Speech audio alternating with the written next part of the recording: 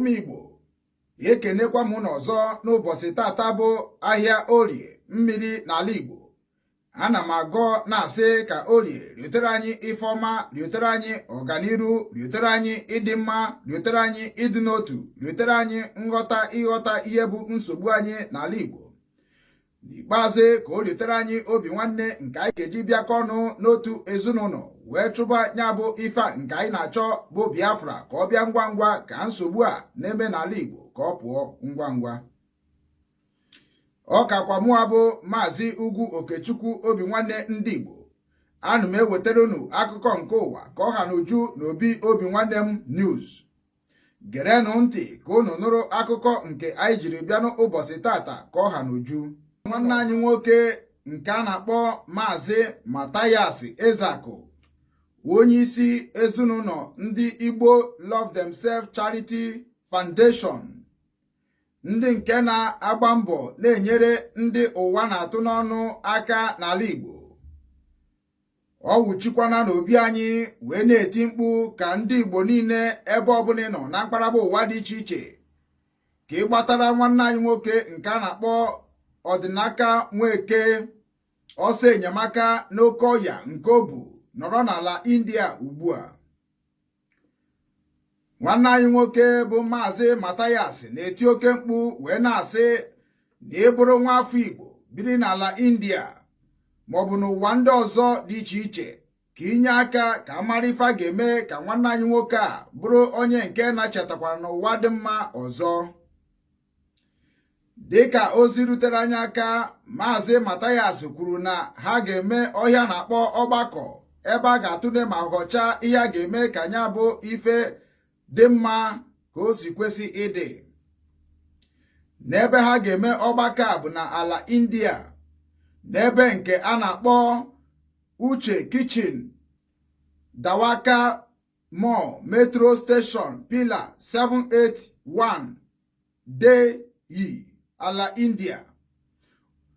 Ọ na-akpọkwa ndị niile bụ ụmụ afọ Igbo ka unu gbakọ onye abụ ebe ahụ, ma iji ego ma ijiri ego, ka ị bịa ka anyị tinye ọnụ ma anyị kọwa mmiri ọnụ ka ọ gbaa ụfụfụ ka amarifa ga-eme ka enyere nwanne anyị nwoke aka. Na atụmatụ gị ga-enyekwa aka ka amara ihe a ga-eme na ọ bụrụ na nke a na-eme ada aga aga. O jikwa otu aka ahụ wee na-akpọku ndị Igbo niile nọ n'ụwa niile na-asị na ọ bụrụ na ihe na-eme nwatakịrị a na-emetụ gị n'obi, ka ị gbaa mbọ kpọtụrụ ha n'ekwentị nke a dị na ya bụ ihe onyonyo nke anyị. Ọ na-arụtụkwa aka na-akpọtụkwa gọvanọ nke ndị Ebonyi steeti n'obodo nwanne anyị nwoke a bụ Ọdịnaka Nweke si wee bịa. Ya bụ gọvanọ Umahi ka o mee ihe o kwesịrị ime ma gbaa mbọ fụ na azọpụtara nwatakịrị a na nsogbu nke a ọ nọ, maka na nsogbu nke a karịrị ezinụlọ ya karịa ya bụ ndị Igbo Love Themselves Foundation. Ụmụ Igbo, oge erugo mgbe anyị ga-eme na-egosi ịhụnanya na obi nwanne na nghọta anyị nwere n'ebe ụmụnne anyị nọ na mkparaba ụwa dị iche iche. Nsogbu nke anyị nwere n'ime Naịjirịa emego ọtụtụ ndị mmadụ na-anwụ n'oge ha eruru eru. Ka anyị bịakọ n'ọnụ, maka na ọ bụ ya bụ ife anyị ji wee na-achụ Biafra ka ọ bịa ngwa ngwa, ka anyị mara ife anyị ga-eme ka edozie obodo anyị, ka ọrụ dịrị gọọmenti, ka ọrụ dịrị ụmụ imenye dịrị ụmụ imenye. Ya bụ, ọ bụrụ na ị na-ege anyị ntị n'onu gị na-atụsanya bụ ozi a ka o jee tee aka ebe ndị Igbo nọ na mkparaba ụwa dị iche iche, ka ha gbatara nwanne anyị nwoke a bụ Ọdịnaka Nweke ọsọ enyemaka ngwa ngwa bifo emeghara ọdachi. Bikonu, onye mara na ọ bụrụ na ọ bụ gị nwa ka ya bụ ife na-eme, maọbụ ọ bụrụ na nwanne gị ka ya bụ ihe ga-eme, ị ga-amakwa ka ya bụ ihe si atụ nne Ọdịnaka na ezinụlọ Ọdịnaka na ezinụlọ ndị Igbo Love Themselves n'ọnụ. Ya mere, bikonu ka anyị menụ ihe anyị kwesịrị ime ngwa ngwa ka emeghere ọdachi. Ekene m unu. Ọ kakwa mụwa bụ Maazị Ugwu Okechukwu obi nwanne ndị Igbo. Ana m ewetara unu akụkọ nke ụwa ka ọ ha n'uju n'obi obi nwanne m news. Ka ọ dịkwanụ otu a na-agba ọzọ. ihe mmadụ na-eme n'ụwa ụwa na-eme n'ọchukwu na-abi n'igwe agọzi mmadụ na-akwụ ụgwọ ọrụ ọrụ omenala arụ ndị Ebonyi, arụ ndị Enugu steeti, arụ ndị Abia, arụ ndị Imo steeti na Anambra, arụ ndị ụwa niile dị iche iche na-arụ ya na-aga ọchukwu na-akwụ ụgwọ ọrụ na-eti ya n'ekpere anyị nwagara etikwu ya n'ekpere everything aga successful. Biko ana m asịkwa n'ụmụ Igbo niile nọ n'mba niile dị iche ka asụsụ Igbo na-esi biko nọ nye n'aka 1 naira wụ nnukwu ego, 2 naira wụ nnukwu ego ka anyị jee mgbe nke a wụrụ addition na ihe ruru ndị Ebonyi. Good afternoon everyone. I got to know about this thing. Even I didn't know that the government in our country, if you need any help or the influence of the government is too much in our country. But even when we saw the doctor and the doctor was telling us and them also that they should take the help from the government, which I got to know that it is not easy there. Okay, so that's why everyone came together to help him.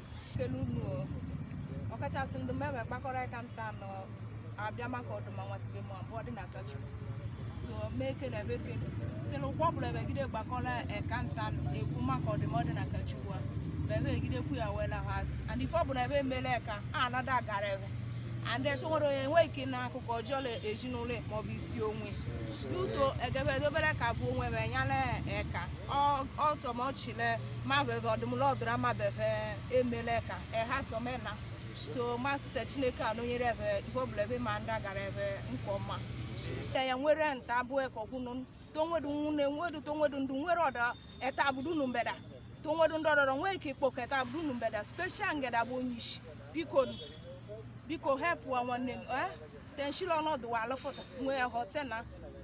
I beg, we please every one of you to share this video. I beg, just share it will reach, let it reach worldwide. We need a help. I beg, help us to share it. Let Jodinaka locate his destiny help. I beg. And by day one, as on with them one hour also.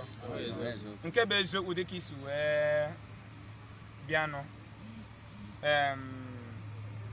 Ndị Igbo si na gidigidi bụ ugwu eze and ife dị mmadụ kwana maka eme ya ndị onye maka nji wee fụ ọdịnaka nwee ike n'ụdị ọnọdụ a mbọsị edutere ya n'ọfịs anyị n'ụlọ ọrụ anyị wee gbawa mbọ wee tiwe mkpu ụmụnna anyị wee nyebe aka ka ndị shọ na nwa dị ndụ maka ama m na nwa dị ndụ echi o nwere ike ịbụ gọvanọ Ebonyi steeti o nwere ike ịbụ prezidenti obodo anyị o nwere ike ịbụ local gọọmenti chairman echi n'Ebonyi steeti.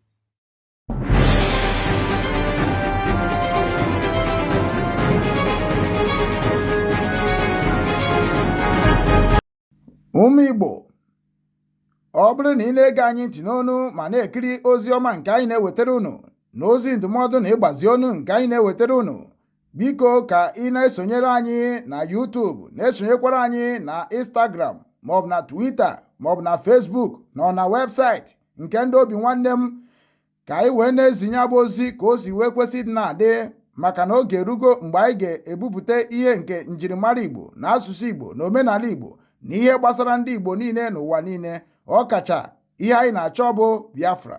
Ị ga na-afụkwanye abụ ozi ka ọ ga na-abịa ị na-esonyere anyị ị ga na-ama mgbe anyị tụpụtara gị ozi nke dị mkpa iyi amara ma wee marakwa ị ga-eme ngwa ngwa ka emeghara ọdachi.